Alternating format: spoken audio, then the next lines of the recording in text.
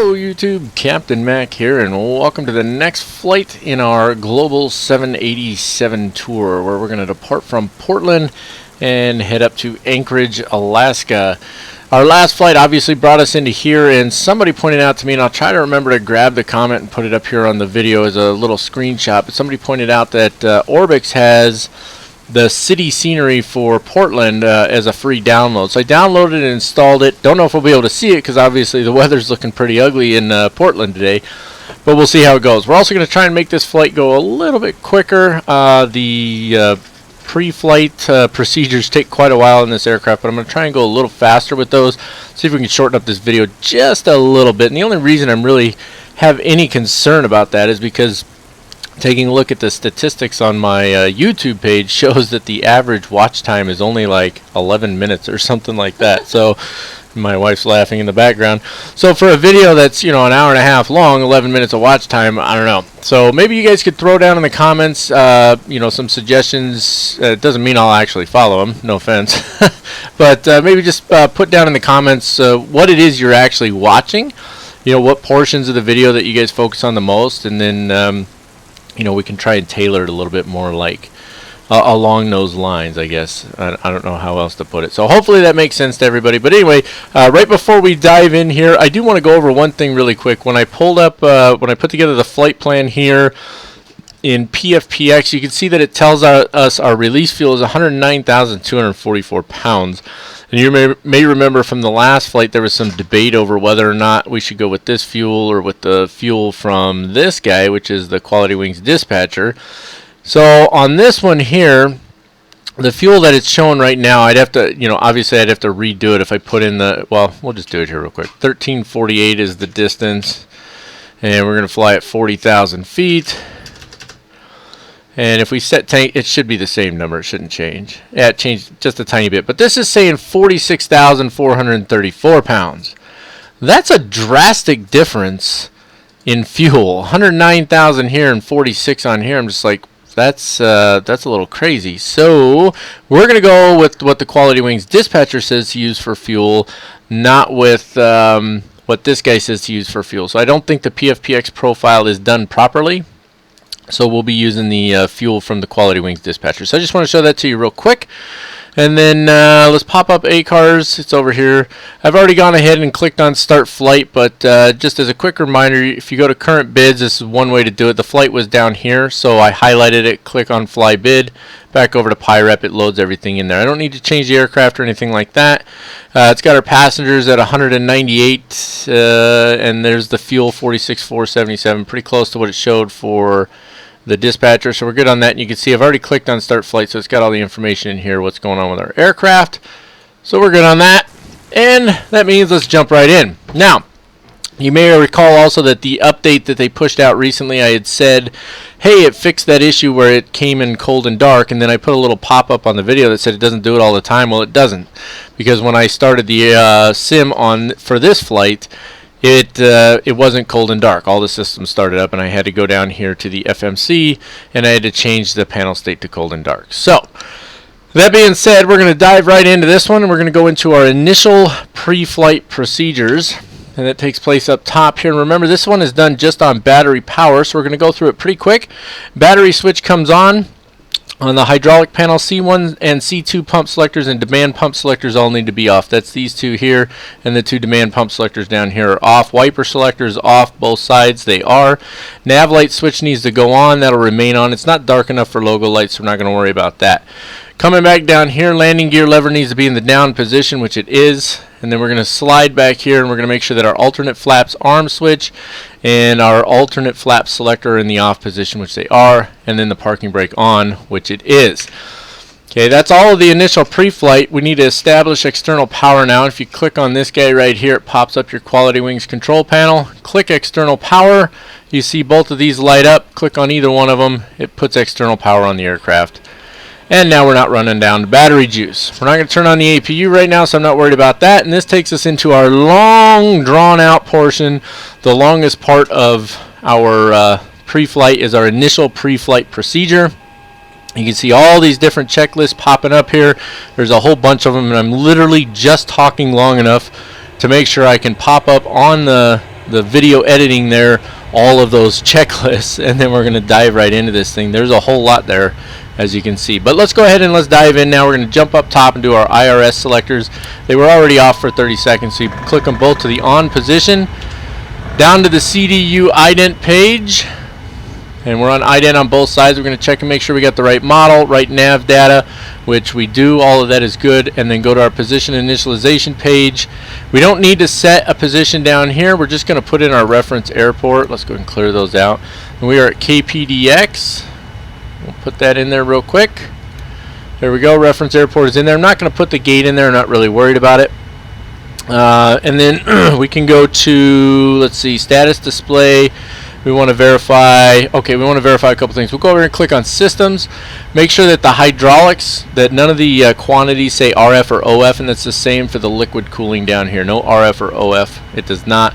Oxygen pressure sufficient for flight. I'm going to assume 1950 is. Check the circuit breakers. On the tripped or open circuit breakers, there are none, so there's no issues to worry about there. We can put this back to CDU and hop up here. And if you don't have this secondary engine display, click on this button right here. That'll pop it up. You're going to make sure that your oil quantity is at 18 quarts or more. And it is, so we're not worried about that. And then we want to make sure there's no unusual notifications on here. So the hydraulics, engine shutdown, packs off, all that stuff is normal, usual notifications. But we want to make sure there's nothing on there like engine discharge, brake temperature messages, or anything like that. And you can clear them off by hitting cancel recall button right over here. And that takes us back up to the overhead and the long flow here of how to get everything done. So coming up top here, tail and wing switch, we're supposed to make sure they're in the normal position, but you can't actually do anything with them, so we don't worry about them. Heading reference switch needs to be normal. That's this one, and it is. Primary flight computer's disconnect switch, this one here has the guard closed, and this light here, this disconnect light, is extinguished. Jumping down to the electrical panel, the battery is already on. We're good. IFE passenger seats, cabin utility both need to be on with the off lights extinguished. APU generator switches both on with the off lights extinguished. Generator control switches, that's these four down here, all in the on position with the off lights illuminated, which they are, and then the drive lights 1, 2, 3, and 4 all illuminated there. APU selectors as required. We're going to leave it as is for now. And left wiper selector needs to be off. That's this one, and it is. Jumping back up top here, towing power and the panel light, the towing power switch and the panel lights need to be off. I'm assuming that's all of these lights right here. They're all off, so we're good. Flight deck door power switch. Flight deck door power switch needs to be on. It's not. CCR reset switches, both with the guards closed. Again, you can right click to open and close guards. Emergency light switch, guards closed. It is. Service intercom switch in the off position, and the passenger oxygen switch with the guard closed and the on. It says passenger oxygen on light, guard closed. I don't know, but the guard's closed, so we're good. Moving down to window heat, both the backup and the primary window heat all need to be on, and the in operation lights need to be extinguished. Ram air turbine, guard closed. We don't want to click that one because we don't want to deploy the ram air turbine.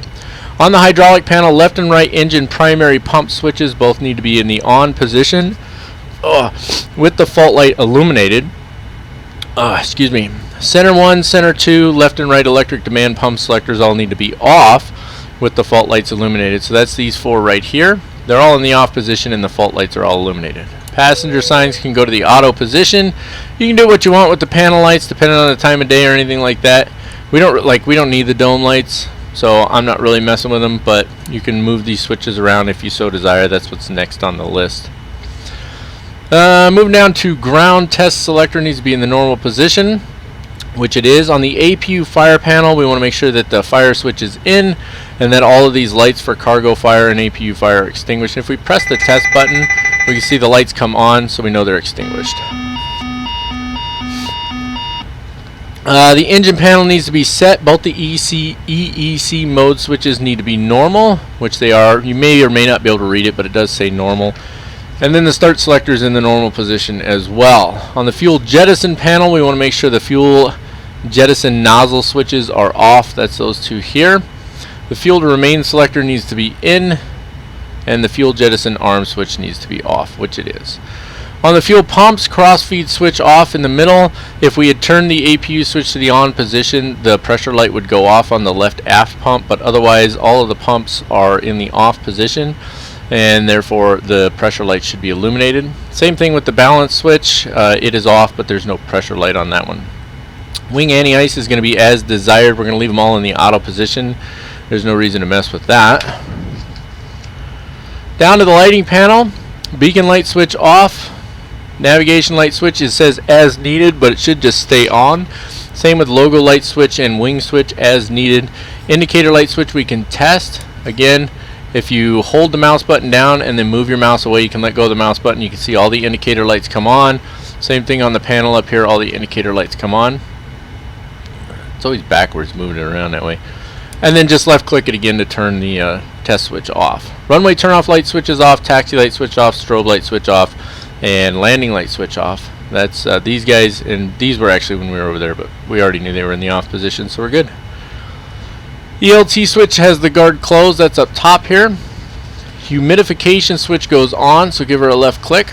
Cargo temperature, let's see. Forward bulk cargo temperature switches as needed, verify the off light is extinguished. In other words, we're not going to mess with it, and the off light is extinguished. That would be this guy right here. Air conditioning, on the air conditioning panel, equipment cooling switches in the auto position. That's these two, they are.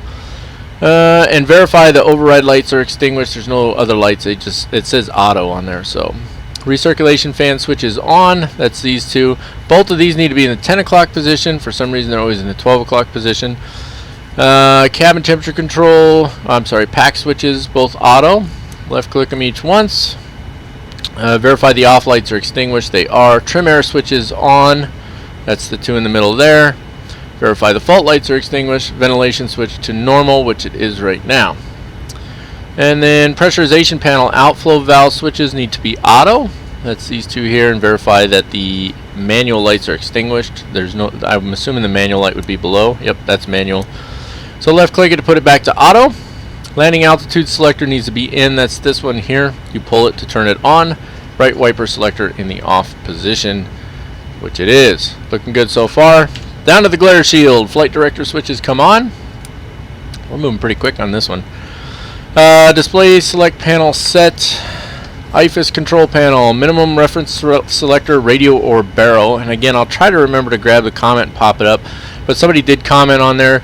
So you use Barrow for non-precision approaches up to and including a Cat 1 ILS, and then anything beyond that would be radio. I pretty much always leave it on radio, and that's just kind of what I'm going to do here. But that is the real-world procedure, to use Barrow, which would be here, for anything other than a precision Cat 2, Cat 3, Cat 3 Bravo. I think that's all three of them. Those are the ones where you have to use radio. Minimum selector as needed. We're going to leave it on radio 200 feet. That's probably going to be right, but we'll double check when we actually get to our approach briefing. Flight paths vector switch as needed. We're not going to use it. Meter switch, we don't need meters. Barometric reference selector inches or HPA. That's the Barrow set here. HPA is what they use in Europe. Hectopascals, we use inches of mercury here. And we should have it set at 2966. And that's down, not up. So I'm scrolling down. You may see, if you look at the green numbers right here, you may be able to see them changing. 2966. That's some low pressure actually.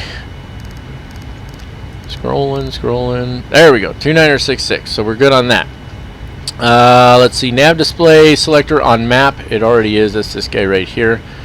And this is telling you, it says nav display mode selector map, and then nav display mode select switch push. That's if you're using this switch here to change between map and plan, or you can just click on the display here because it's a touchscreen.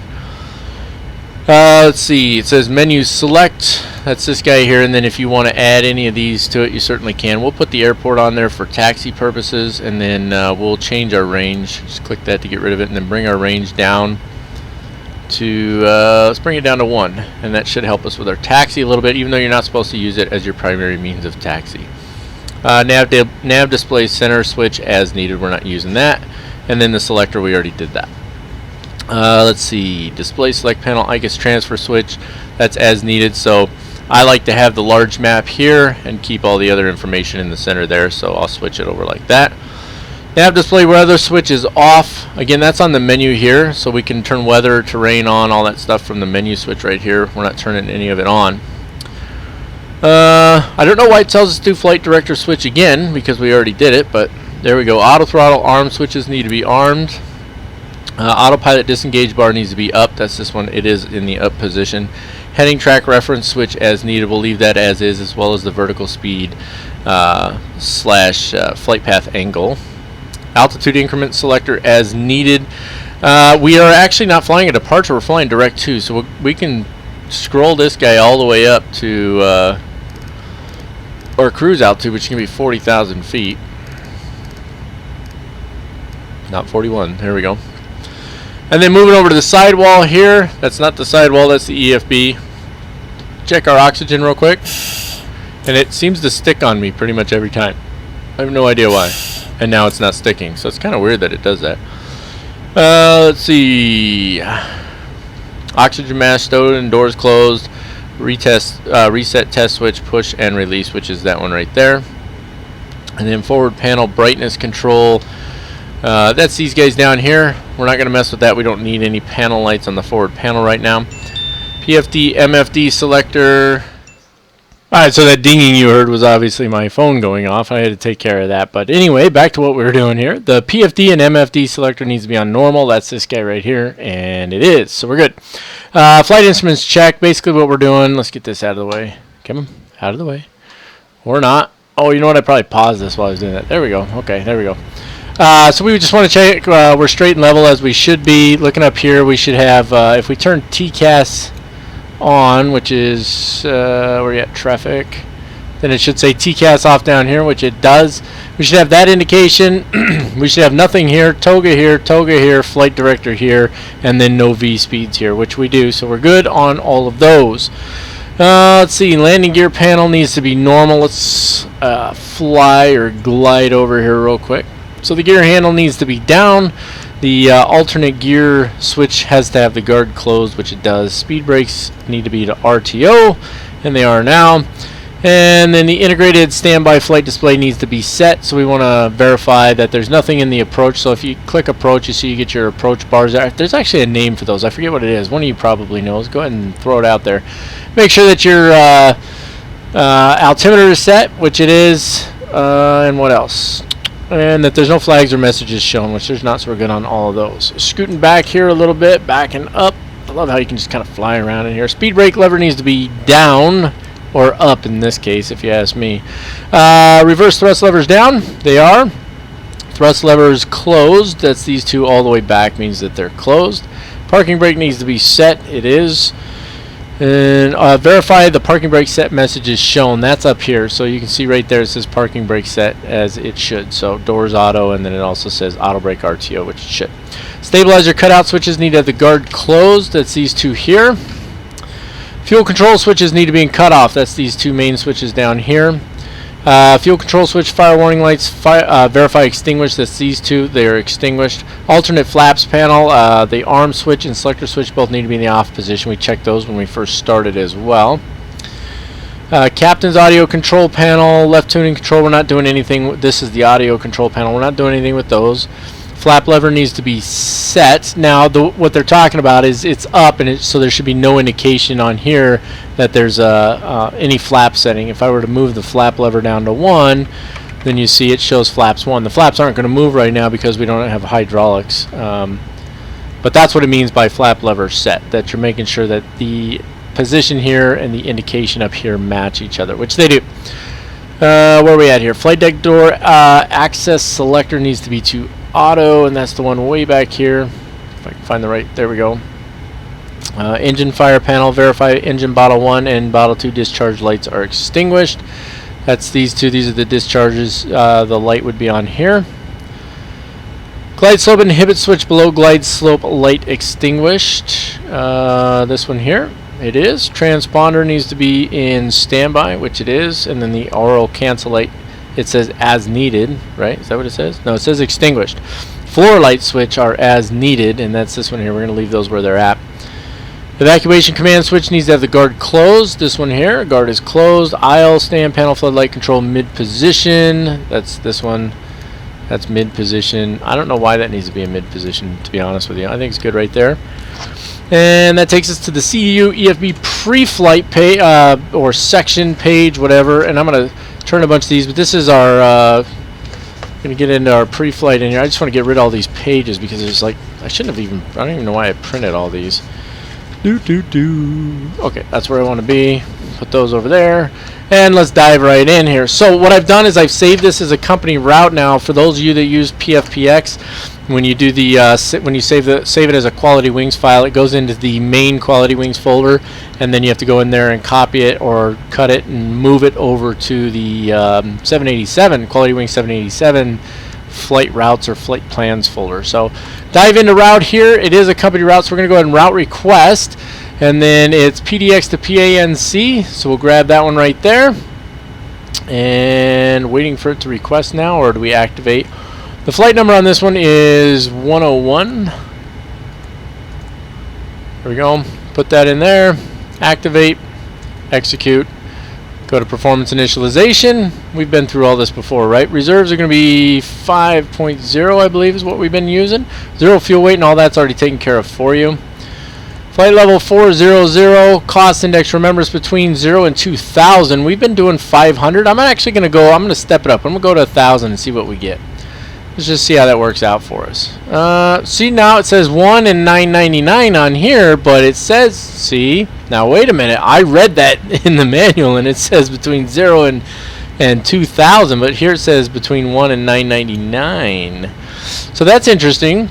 So let's stick with 500 then, because we know that's pretty high. Let's go. We got to clear all those out first. Okay, 500. There we go. Put that back in there. Execute that. All of that's looking good. Thrust limit. Let's see. We've got 11,000 feet of runway. I think that we can do a reduced thrust. In fact, we could probably do takeoff 2. We are not heavy at all. We'll do a climb 1 on this one. Now, there's a way to calculate that properly. I'm not messing with it right now. I'm confident that with 11,000 feet of runway we'll be fine. Go to the takeoff page. And, okay, so this is where we can go between, come on, brain function, between here and the EFB. But before we actually do this page, go to our departure and arrival page. Take care of our departure here. So the runway we're going to use, let me double check my weather real quick because I was actually away a lot longer than you know. 176 is what we're looking at. So we're still going to use runway 10, right? But we're not using a departure. We're going direct to one of the waypoints. You probably saw it when I popped up the route. So anyway, so we're going to activate that. Let's look at our legs, make sure. Yeah, we're going direct to TOU. We're not using a departure. I don't know why. That's just the way the flight plan was set up. So I'm not going to mess with it or change it or anything. So there we are, direct to TOU. Now that we have that in there, go, see, now it says FMC pre-flight complete, right? Go to our takeoff page here. And now let me show you this real quick because I haven't showed you this before. I'm just going to put it on the performance page. Okay, and now we're going to go over here to our EFB. We're going to initialize the flight. Go to performance. Now I messed this up last time. Copy FMC data first and foremost, and then once that's done, okay, 10 right, thrust rating is going to be the 20%. Flaps 5 is fine with me, and runway condition, it should be wet. Let's just make sure it's still raining. It's still raining. Okay, so runway condition is wet. All of that should be good. So calculate, gives us the information, gives us the V speeds down here, and now we can send output. For some reason that send output doesn't highlight. Send to FMC complete. You hear the little ding. Now when we hop over here, you see it's automatically taking us to the takeoff page, right? And it's asking us if we want to accept it. Now I really think it should put the center of gravity in there, but it doesn't. So we're going to accept it, and then we'll do the center of gravity. It was 18. You could just type it in, but I'm just going to do this, click twice, and we're good to go. And then trim needs to be at 4.5, and you can move the trim while you're just on electric power. So you saw it went to 4.25. I'm holding the button. It just moves really slow. There it is, 4.5. So the trim is set. We're good on that. Thrust limit's set. So this thing's good to go. Let's put that on the progress page and turn a few pages here. We're moving along really quick on this one, which was the idea, just to move a little quicker, because the whole idea is that it's a flow anyway. So the pilots who do this every day, it does not take them very long to do it. It takes me a lot longer, of course. So that's going to actually take us into our before push procedure. Alright, so we want to make sure that seatbelts are on. What we're talking about here is making sure that our seatbelts are on, but also we want to make sure that the seatbelt sign is on, which it is right there. We had it on auto, so that's good. What else? Hydraulic pumps on auto, it says. Right demand pump. So let's actually jump up here. So I kind of hate how it does that. It says hydraulic pumps on auto, but then it actually goes through which one. So right demand pump, left demand pump selector both need to be on auto. So right demand, left demand both on auto there. And then C1 and C2 both on auto. C1, C2 both on auto. And then fuel, check the fuel on board. We're good on that. All the fuel pumps can come on. We don't have any fuel in the center pump, so we don't need to worry about those. Fuel, that's all fuel. Stab and rudder trim set. So the stabilator trim, that's what it's called, a stabilator. That was when we set this. This is your stab here, and then we're not messing with the rudder trim. It's at 0, so we're gonna leave that where it's at. We want to check and make sure that the doors are closed, and we can do that on any one of these screens, right? You may remember that. So let's go up to this one up here, and let's go systems. There it is right there, and then go to doors. And we can see that all our doors are closed there. Now it's got a little note here. It says the first officer. It says select the door synoptic on the first officer's MFD multifunction display. Use of the synoptic will assist the captain in determining blah blah blah. Whatever. We're done talking about that. Go back to status there and put that back. We don't want CDU. We want nav display on there. And where are we at here? Beacon needs to come on at this point. Let's just use that key. That'll be a lot quicker because we're going to be starting engines here pretty soon. Let's go ahead and start the APU. It actually doesn't say it here because remember that was way back at the beginning. So APU on and then to the start position. And if you're wondering, wrong button. If you're wondering whether or not the APU is up and running, you can go to systems, right? And then it tells us right here. Here's the APU. Okay. So let that spin up for a minute while that's happening. Transponder can go to transponder mode, which is 2 clicks over. That's transponder mode there. And then we perform the before start checklist, which we haven't actually done any checklists up to this point. So let's go ahead and take care of that. So pre-flight we're good. We did our oxygen. Flight instruments are good. Parking brakes on. Fuel control switch is cut off. Captain. We'd like to add our welcome aboard today's flight. We're just finishing up our last minute paperwork, and once we've done that, we'll push back. We're estimating an on-time departure. In the cabin today are some of our finest flight attendants who are there for your comfort, but most of all for your safety, so we ask that you give them undivided attention whenever requested. Once again, thanks for flying with us. Sit back and relax, and I'll update you on our progress once we're airborne. Okay, that took way too long in my opinion, but apparently he starts doing that as soon as you're done with that first checklist. So anyway, now to our before start checklist. Flight deck doors closed and locked. Passenger signs are on. MCP has been set, except we didn't set V2. Per ATC instructions. Standard reject procedures. Will depart via the SID. Climb to initial altitude. In the event of an emergency return, we'll coordinate with ATC. You'll fly the airplane. I'll run the checklist and coordinate with the air traffic control company and the flight attendants. Any questions? Okay, no questions. Thank you. Alright, MCP is now set. Takeoff speeds are set. CDU pre-flight is complete. And taxi and takeoff briefing is complete. Of course, we're going to have our own taxi and takeoff brief once we pull out of here. Be pretty straightforward. Once that's done, just hit normal. And it takes you to the next checklist, which is the before taxi or slash, if you will, after start checklist. Which means that takes us into our engine start procedure. But before we do that, we're on APU power now, right? So we can go ahead and we can turn external power off. Everything will continue as is, all right? Or at least it should. Yep, everything's good. The fuel pumps are doing that because we're not using them right now, okay? But that's all right. So let's pop up our Quality Wings control panel, get rid of the external power, send that thing away. We're ready to push now, and we need to go nose to the left, tail to the right. So I'm going to hit, let's take the parking brake off. And let's just make sure our ACAR is started. So we took the parking brake off. And so that should show our actual departure time 16:27, flight time 7 seconds. That's what we were looking for right there. So shift and then P. And then let it go for just a second. Hit the number 2. Okay. And actually we're good now. So I do that just to make it turn. We'll see if it actually works this time. So remember, you can start both engines at the same time. Go ahead from cockpit. Clear to start engines. Okay. Roger. Clear to start engines. Anyway, we can start both engines. So left click to the start position. Wait at least 5 seconds, it says, before doing the other one. Okay, it's been about 5 seconds now, so we'll left click that one. They're both good to go, and now we can go ahead and do fuel for this one. wait a few seconds, and then we'll do fuel for this one, and both engines can be started at the same time. It's the auto start. It's pretty cool, actually. I like that you can do that. It's a lot quicker. All right. So you can see they're sort of pushing our nose to the left and tail to the right. Maybe it'll turn a little more as it goes back further. We'll see. It kind of stinks though, like the nose wheel doesn't turn when you use the pushback feature like that. But whatever. Anyway, just waiting on engines to start now. Oh yeah, totally the wrong way. See that?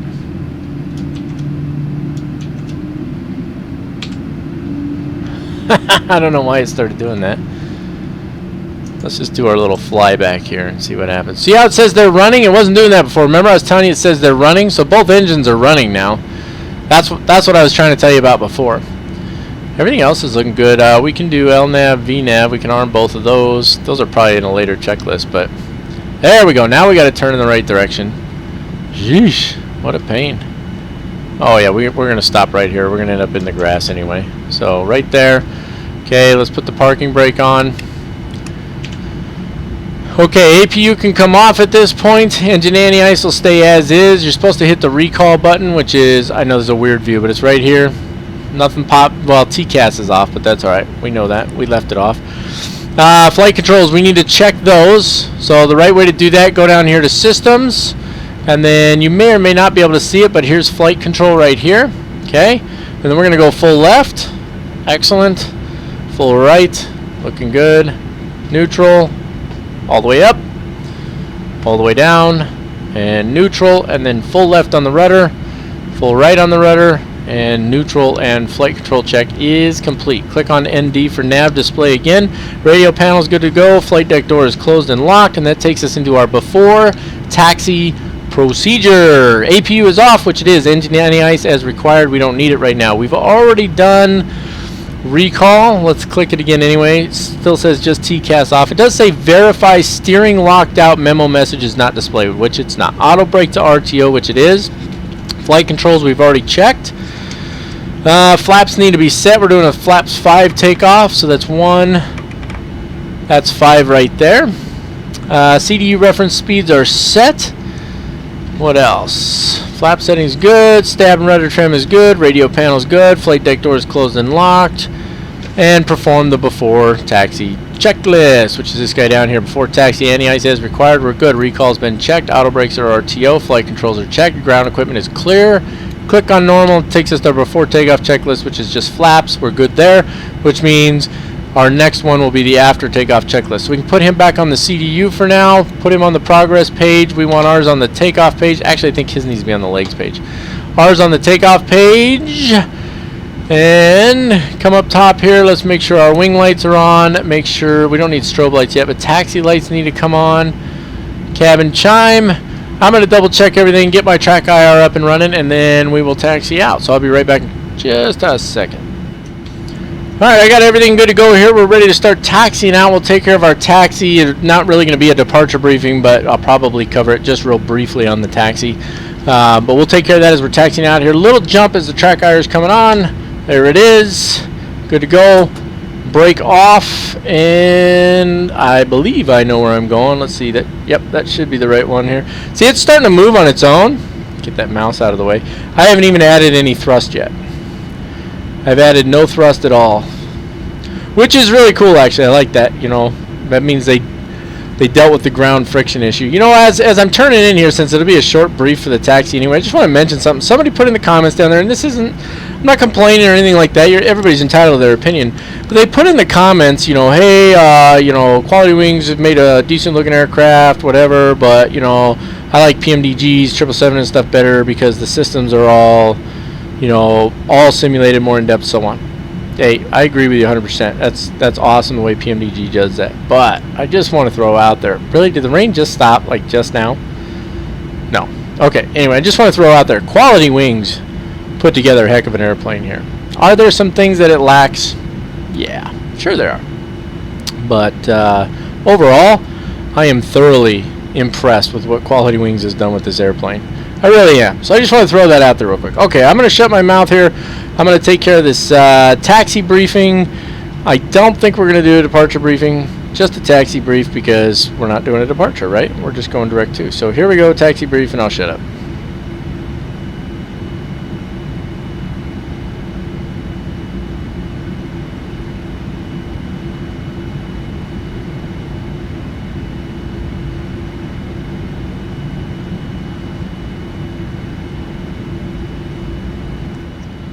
Alright, holding short of the runway here. Let's take care of our before takeoff procedure. I'm trying to figure out why my camera is actually a little bit out of line there. It's kind of annoying, to be honest with you. Let me see if I fix that real quick. There we go. Okay, anyway, before takeoff procedure, departure briefing has been completed. Departure announcement's been completed. Flaps are set. They're in position 5. Transponder needs to go to TARA. That's all the way over. There we go, TARA, and we shouldn't get that FMC intercept heading. I don't even know what you're talking about there. I mean, I know it's not, so I know what it's talking about. It's because it's behind us. If I hit center here, see what I'm talking about. So we're taking off this way, but our actual first waypoint's back here. So anyway, moving on.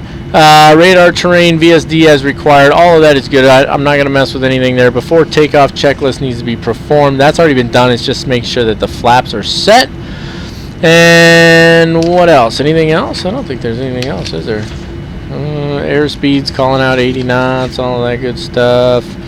And nope, nothing else until we get to after takeoff. So let me put all my lists off to the side here once again. Get back in position. Track iron coming on a little jump. There it is. Let's go ahead and, I don't know why this isn't on there, but let's go ahead and make sure landing lights are on, strobe lights are on. The ACARS doesn't recognize the strobe lights for some reason. It's not uncommon.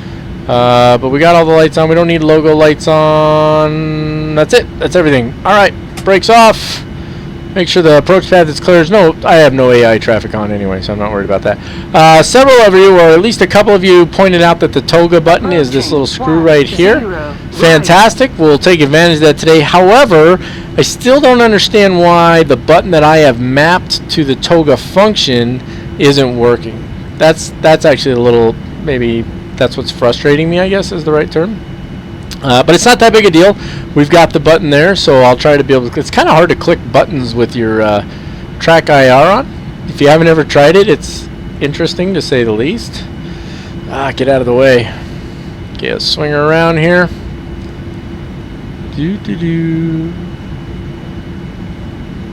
Oh yeah, nice tight turn there. We probably overshot it just a little bit, huh? Or undershot it. Yeah, it looks like I turned too tight. Boy, that sucker turns tight, doesn't it? That's alright though, we're not going to stop here anyway. We're just slowly lining up here, bringing just a tiny bit of throttle.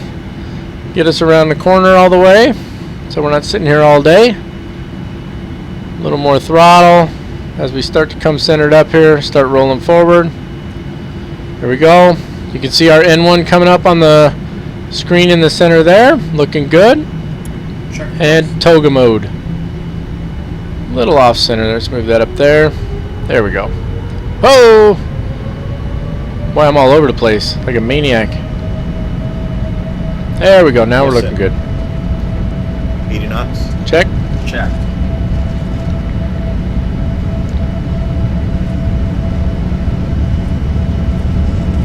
B1.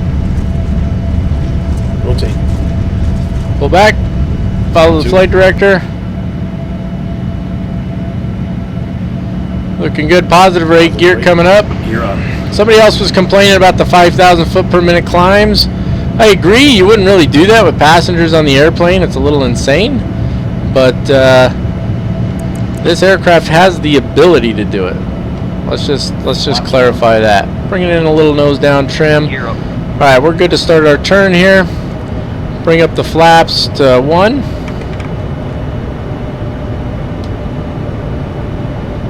Go. Looking good so far. I don't want to bring flaps all the way up yet.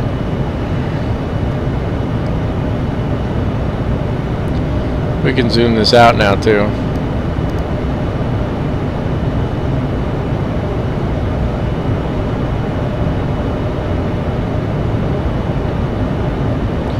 Bring flaps up.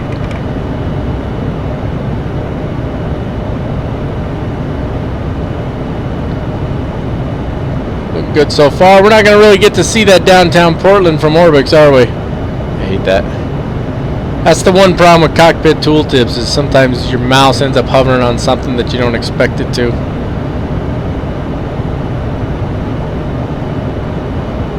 A little bouncy. We're still hand flying, in case you didn't notice. I haven't turned on the autopilot yet. Thank you to those of you who pointed out the toga button there. I appreciate that. Yeah, no downtown Portland for us. Woo! That's probably a little quick to level it out, huh? That's right, though. I think we can go autopilot now. Boom. Autopilot on. After the takeoff checklist, we come in. Okay, I know he said after takeoff checklist, but I'm just watching to make sure, see what it's doing here. Yeah, so I'm just going to send it direct to this next waypoint. Execute that. Bam, there we go. That's going to take us next waypoint. Track hire coming off a little jump. There it is. Let's go down here and let's look at our after takeoff checklist. Flaps are all the way up, correct? Yes, they are. Checklist. Landing gears up. Flaps are up. We're good. And we got to kind of slide over here because of the throttles. Next checklist will be our descent checklist. We don't need to worry about that right now. We're looking good here until we get above 10,000 feet. Obviously, we need to make sure we get the landing lights off and all of that. It is kind of a shame that we don't get to see that that downtown Portland or that Portland cityscape that Orbix put together and wanting to turn me on to. I appreciate that. I could have changed the weather, but I didn't want to. I just got it set to real world weather. Hopefully, I'll be able to get all this weather up for the cinematic too. I'm gonna have to find the historical weather or something to do that. Anyway, coming up on 10,000 feet here. Let's get that part of this climb wrapped up. Engine anti-ice, we don't need that. Temperature's not low enough for engine anti-ice, but there's plenty of moisture, that's for sure. There's our 10,000 feet. So landing lights coming off. Runway turn-off lights coming off. Taxi lights coming off. Everything is looking good, and that means, ladies and gentlemen, it is time for that obligatory elevator music.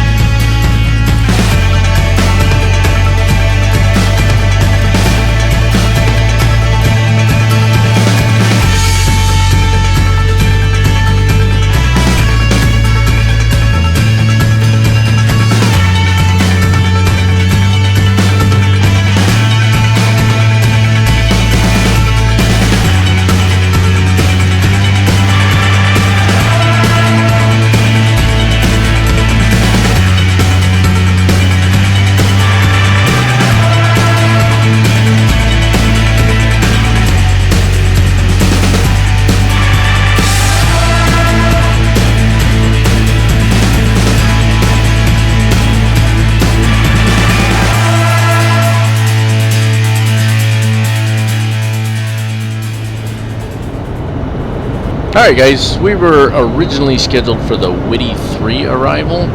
However, that is only valid for runway 7 left and right. Due to our wind, which is, I believe, 316 degrees, or at least that's what it's projected at, we're going to be using a different arrival. It's going to be the Yeska 6 arrival.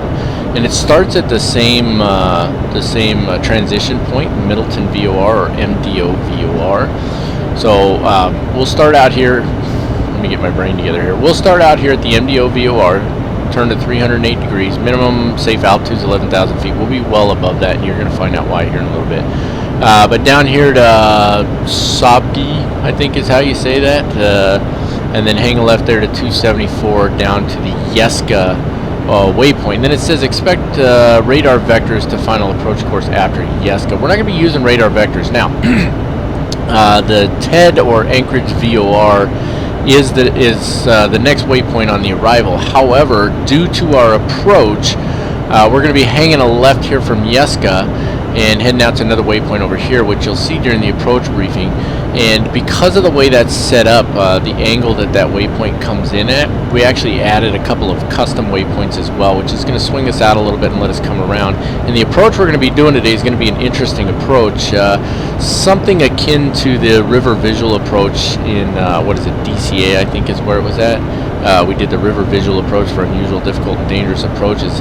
It's something along those lines you're going to see when we do the approach brief. I'm kind of excited about it, but kind of nervous. Nervous mostly for two reasons. One, because I've never flown the approach before, and two, you know how scenery can be, and I don't have like an add-on for Anchorage, so I don't know if the scenery is going to be accurate enough to fly the approach properly. It's probably going to be primarily just a visual approach for us, which hopefully the weather will allow. We do have some scattered clouds at 4,000, and this approach basically starts at 4,000 feet. You're going to see how that goes when we do the approach briefing here in a little while, but should be exciting, and hopefully I won't mess it up. Our ATIS is going to be on 135.5. Airport elevation is at 151 feet. And let's see, transition level 1800, transition altitude, yeah, DME required. I'm not really worried about that. We're using that stuff anyway. And that's pretty much the gist of it. So that's our arrival briefing. Stand by here in a little bit. We're going to have the approach briefing. It's going to be pretty exciting.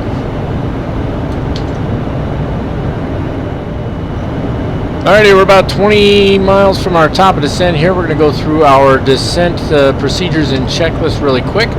First things first, we want to hit our cancel/recall button here. Make sure nothing pops up, which it does not.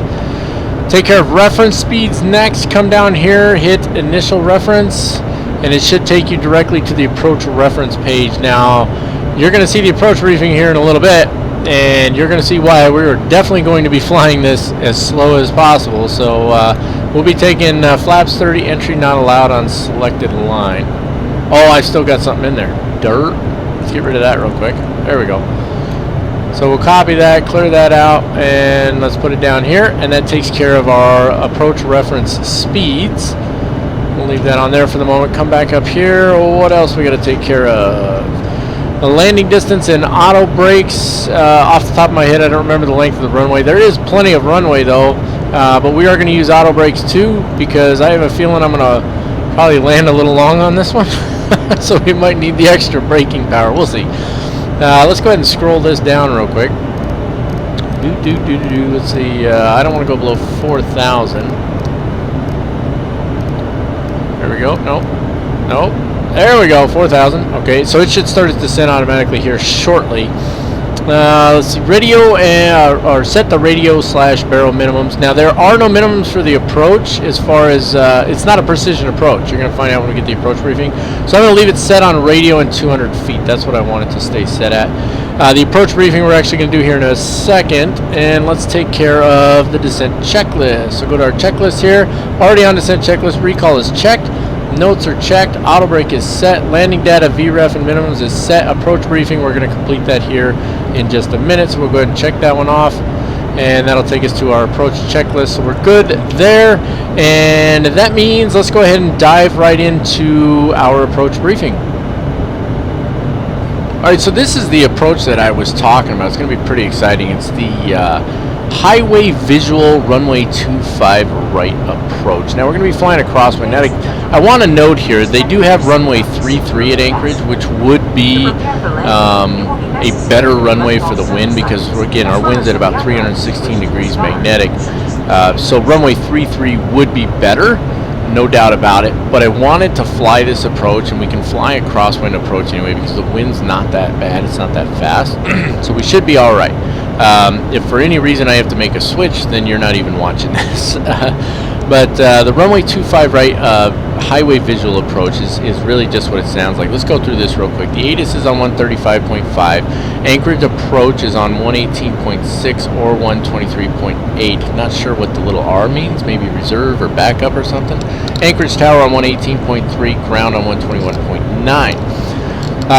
For nav aids, it says refer to the plan view. We'll get into that here in a minute. Final approach course, refer to the plan view. No final approach fix. This is not an instrument approach by any means. Ceiling visibility must be 3,000 feet and 3 nautical miles, which I believe we have that, but I'll double check the weather. And again, if it's not gonna suit it for this approach, then you're not even watching this briefing. Airport elevation at 151 feet. There is no missed approach procedure. All right, so if we have a missed approach, we're going to figure it out on our own, basically. Radar is required. Procedure not authorized at night. A vertical guidance, nav aid, and angle VASI lights is what we have. Vertical guidance, nav aid, angle VASI. I don't know if that's what VASI actually stands for. Vertical angle something, I don't know. Anyway, we have VASI lights on the left-hand side. And let's get into this. So I believe that Yeska was the last waypoint that I mentioned. I don't recall, but anyway, it's over here. Okay, and that may even be off screen where my mouse is. But we're going to come in. So from Yeska, it comes in over here, and then you'd have this really sharp turn. We got rid of that. I put a custom waypoint out here, and then another one down here, just to lighten that turn up. So point possession, mop me waypoint here. We need to be at 4,000 feet. Okay, and we're going to probably be just a little above because of the terrain, but we'll see how that goes. I haven't flown this ever. We'll swing around here. I don't know what the heading is off the top of my head, but we'll come down here to the shoreline, which is the FYEZ. I don't know. FYEZ? I don't know how you say that. But anyway, 2,600 feet when we hit the shoreline. The shoreline should be visible to us, which shouldn't be an issue. Now, just so you know, the FYEZ and the UHEPU and the Exibli or Zibli waypoints, I did put those into the FMC, so you will see those as we're flying it, and I put those in to help us out. But 2,600 feet here, as long as our clouds are good and our visibility is good, we should be golden. And then we'll start this arc here. It's not the 3DME arc from the TED VOR. That's actually where we kind of start our last turn there. So we're going to go from FYEZ to UHEPU, which is where O'Malley Road Overpass is, and the new Seaward Highway. All right? So I don't know that those are going to be visible in there, and that's part of the reason I made sure we put these waypoints in there so that we have some type of reference in the aircraft. And then from there to Zibli, it's the Diamond Boulevard Overpass on the new Seaward Highway. So again, not sure if we'll be able to see those overpasses, but we're at 2,000 feet here, so if the overpass is in there, we should be able to see it. And then here at Zibli, it doesn't even give us an altitude here, but we'll probably be below 2,000 feet, won't we? So again, if the overpass is visible, we should be able to see it. And then it's a pretty sharp right turn to runway 25 right there, so it's going to make for an interesting approach. Let's take a look at our narrative here real quick. It says from O'Malley Road Overpass, that's this one out here, at the new Seaward Highway intersection, to Diamond Boulevard Overpass, new Seaward Highway intersection. Follow the new Seaward Highway. Remain within distance 3.0 from the TED VOR, okay, or west of BCQ radial 153. So this is the 153 degree radial for the BCQ VOR. So if we were to tune in the Big Lake VOR, which we may or may not, again, it's not that I don't know, like I know how to tune in a VOR, I can tune it in. There's so many things going on with one person on the flight deck, and some things don't translate properly in the simulator, so we may or may not have that tuned in and be watching that. But the point is you want to stay inside of that, all right? And that probably has to do with this tower right here. It's 557 feet, whatever it is. It's an obstacle. 557 feet.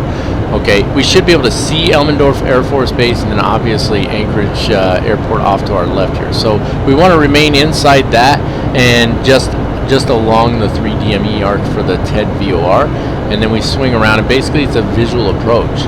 So the weather minimums, the ceiling must be 3,000 feet or greater, and the visibility must be a minimum of 3 miles. So as long as our weather meets those minimums, then you're looking at this briefing and we're going to fly it. Let's see how that goes. If not, then it's a different briefing and it doesn't really matter. So it should be interesting. Hopefully I won't mess it up. We're going to fly it nice and slow with full flaps, all of that good stuff, because yeah, let's try not to mess it up, right? All right, off we go then. Alright, we're almost 18,000 feet here. Obviously our transition altitude.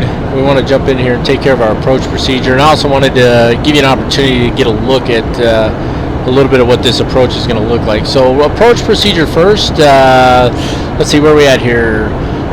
Altimeters need to be set, which we're going to set those right as we cross below 18,000. We could set them now, but I've already set it down here. That's why it's in white. Let me pop that up for you so you can see it. So you can see the white numbers down here. I've already adjusted the altimeter to 29 or 26. Now I just click on the standard button and it switches the two, and we're good to go there. So easy enough for that. Oh my goodness. Seatbelt sign is on. We've got it on auto, so we're good there. And we don't need that approach checklist. The only thing left to do is do the approach checklist. So let's hop down here and take care of the approach checklist, which, go to checklist, is just altimeters. Bam, they're done. Okay, and then landing checklist will be speed brake, arm, landing gear down, and flaps. And those will all check themselves off as we go through the list. So we'll be slowing down here shortly. Let me take the terrain off. I've got it on, obviously, because there's a lot of terrain here. Let me turn it off for a minute and zoom this out just a little. So you can see from Yesko, we made a custom waypoint here and a custom waypoint here. And that was just so that we didn't go from Yesko straight to Mophie, or Mop Me, or whatever it is, Mop Me, and then have to basically flip a U-turn there. I didn't want to do that, and that's why I set it up that way. So two custom waypoints takes us out here to the left a little bit, swing us around for a more gentle turn, and then we're in for that visual approach. So I'm not going to sit here and talk the whole time because we still have a ways to go. We'll be keeping the terrain on for a little while, at least until we get out over here where we don't have to worry about these mountains anymore. So other than that, I'm going to shut up for now, and we'll be back when we get a little closer to actually being on final approach. Alright, so we just made our turn back there at Mop-Me, or Mop-My, or however the heck you say it. We still got a few miles to go. Our next waypoint is going to be EFYEZ, whatever that's supposed to say. But it's also coincides with the shoreline. And if you look over here, you can just see the airport. You know, some of the scenery is still loading in because it's FSX. Yay. But anyway, this is our airport over here. So we're going to be coming up over here to the shoreline, and then we're going to be making our turn and landing this way right here. So it should be interesting. You can see it popping up here on the nav display as well. I'm not going to talk through this entire approach, just because if you hear any cat sounds, that's my wife. She insists on meowing for some reason while I'm recording. There's something wrong with her. I rest my case. But anyway, I'm not going to talk the whole time, obviously, but track IR is going to come on here, a little jump. There we go. Let's go ahead and start slowing her down some more here. She's just cackling away back there. There's something wrong with her. Yep, that's because you are insane, hon. She said I make her sound insane. We all know she's nuts. Let's go ahead and get the flaps 5 there. You can arm the speed brake now. I have it set to the shift and tab combination. Landing lights are already on. Runway turnoff lights are on. Taxi lights are not. APU won't come on until we land. There's our runway over there at our airport. Hopefully we won't get too much chop coming in here. We can see that the visibility is just fine. A few clouds out there, but not bad at all. And you can also see that our flight plan ends right there at Zibli waypoint. So it's all visual from there. And by the time we get to Zibli, let's take a look here. Track IR coming off. Zibli waypoint, it says we'll be at 960 feet. We'll see how that goes. Track IR coming back on here. Here we go. We do need to slow her down some more, though. I don't want to be going through this turn too fast, that's for sure. 132 is our landing speed. Yep, 132. So let's go ahead and start getting her slowing all the way down here. So we need this to be at 137, not 130. There we go. Let's go and throw that landing gear down. Next setting of flaps coming in. Take it to flaps 20. We're almost to the shoreline here, which is going to be that waypoint. We're going to let the autopilot go ahead and handle the aircraft for the moment. Gear down. Flaps 25 and flaps 30. This is gonna be entertaining, guys. I've never flown this approach before, so, and we're too high. We're supposed to be at 2,000 at EFYEZ there. I think we're gonna have to turn autopilot off right now. Well, it says 2,500. We'll see. Track car coming back on. There we go. Stop meowing, you weirdo. Autopilot coming off. I'm going to hand fly it from here. I'm going to go ahead and let the auto throttles continue for the moment. That'll be very helpful as we make this turn here. We need to descend just a little bit quicker. Let's go ahead and zoom this in just a little bit more. That'll help a little bit there. Yeah, we're definitely a little too high.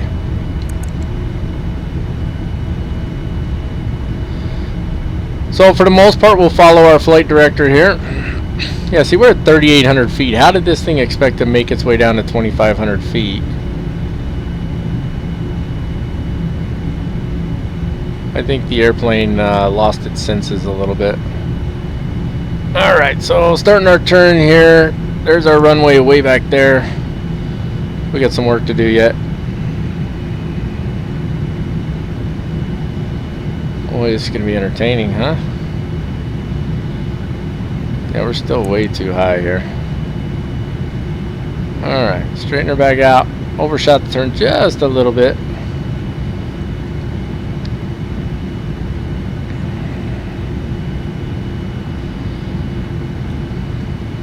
Oh yeah. We're descending quite quickly as well, so 2,500. alright, go ahead and ease that rate of descent just a little bit. Not too much. Not yet anyway.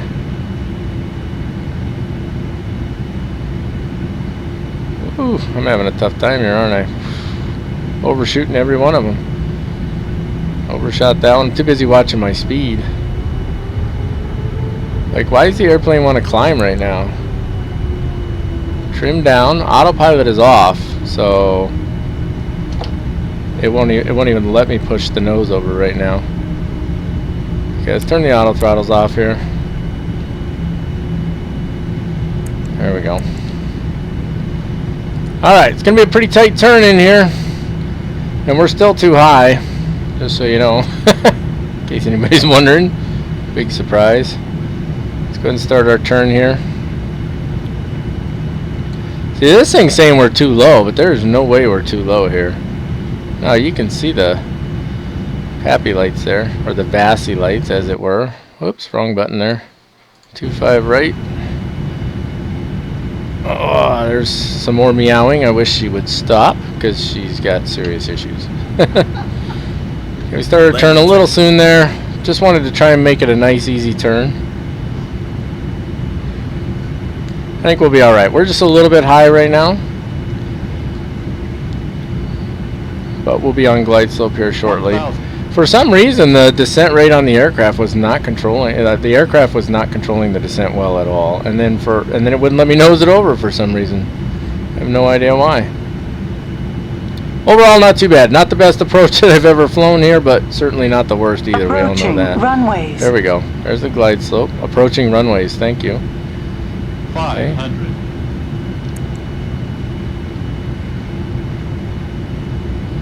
Alright, there we go. 400. Got the throttles coming in.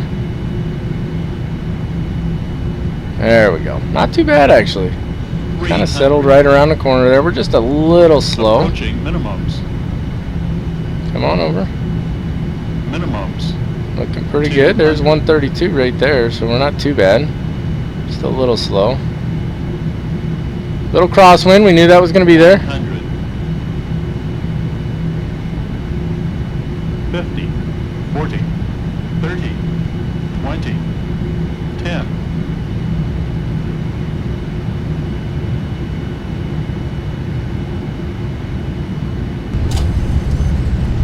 Not too shabby. Let's get a little reverse thrust here.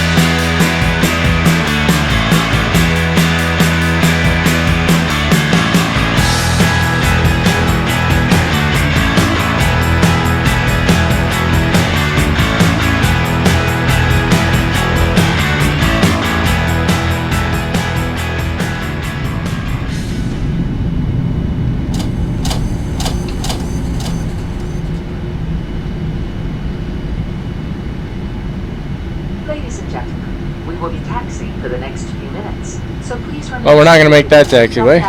Until the captain turns off the fasten seatbelt sign. Go ahead and turn the APU on. At that time, please remember to check around your There we seat go. area, in the seat pockets, and overhead bins. See if we can for all wander back into the personal middle of the runway here a little bit. Please take care when opening the overhead. Take the next exit up here. We'll bring her to a quick stop and take care of our after landing procedures. Alright, real quick, let's take care of these after landing procedures. Speed brake needs to be down. Flaps need to be up. Get those all the way up. Transponder can go to the transponder mode, which is in the middle. Right there. APU's already been started. Anti-ice as required. Lights off. That's landing lights. Runway turn off lights. Taxi lights go on. Strobe lights go off. Everything else can stay as it is. And weather radar needs to be off as well. And I think we already turned it off. Yes, we did. So we're good there. In case anybody's wondering, the weather radar does in fact work on this aircraft. So track hour coming back on little jump. There we go. Let's go ahead and taxi her in here real quick. And we're literally just going to park right there. So I'll go ahead and pause the video here for just a second, and we'll see you once we're parked. Alright, we got her parked here. Let's take care of our shutdown checklist really quick, or our shutdown flow. Parking brake is already set. Fuel cutoff switches can go to the off position. That's both of these two here. Seatbelt sign can come off. This one here, hydraulic pumps all go off. It's demand pumps, C1 and C2. I think you'd leave the left and right engine on. IRS selectors can go off. Those are all the way up top. Both of those off.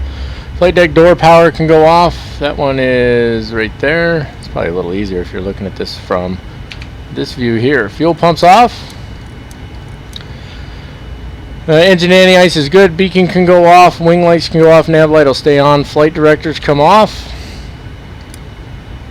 That one and that one. Transponder goes to standby. I'm not really sure why that doesn't just go to standby once you land. And then external power as required. So if we want, we can pop this up. We can put external power on the aircraft. Hop that back down. Hop up top here. Now we can turn the APU off.